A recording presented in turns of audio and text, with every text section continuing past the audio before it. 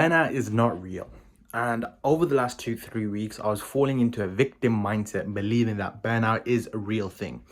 Because I started to feel very drained in the last 1 or 2 weeks before my offer that I was on for my big break. And I called that and looked at it as burnout. I was just on a call with a mentor of mine and he shattered that belief. And he said to me, burnout isn't real. And I said, what about those moments when you've been working really hard and you feel emotionally drained, you don't want to do anything? So what do? And he said the most simplistic answer, which was, I just do what I gotta do anyway.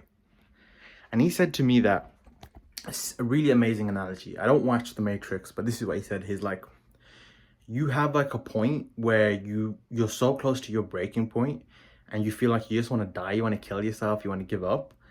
But if you break past that, you've got nirvana. Now, I don't know Matrix, I probably butchered up that analogy, but the emphasis of that point is when you feel like you're at that point when everything's gonna snap, everything's gonna break, you're gonna break, and you don't want to work any harder anymore, and you feel like you're gonna flip and die and explode, that is the point where you need to push even harder. And when he said that to me, it really made me internalize the belief that burnout is not real. Because you either die or you adapt. Quote by Alex Hormozi.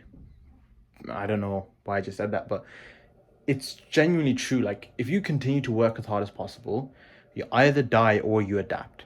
And realistically, you're not going to die sitting at your computer, typing up fucking scripts, doing call reviews and doing sales calls, right? Let's be honest. We're not at war here. So what's going to happen? You're going to adapt. You're going to become stronger. And mentally, you're going to become more resilient.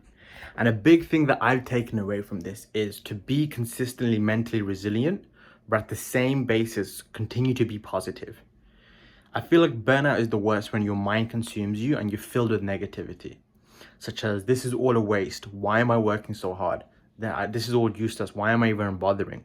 But I feel if you can attach a sense of positivity in there and attach why, then the suffering becomes so much easier. And he said to me, you have to learn to love the suffering, which is a bit like David Goggins, love the pain, right? So when you are working and you're about to crash out and explode, tell yourself, this is the point where everyone else wants to quit. This is the point where everyone else stops before they reach their goals, right? So you can either be the person that continues to push forward and break through their level of burnout, become a higher power of themselves, or you can be the person that falters.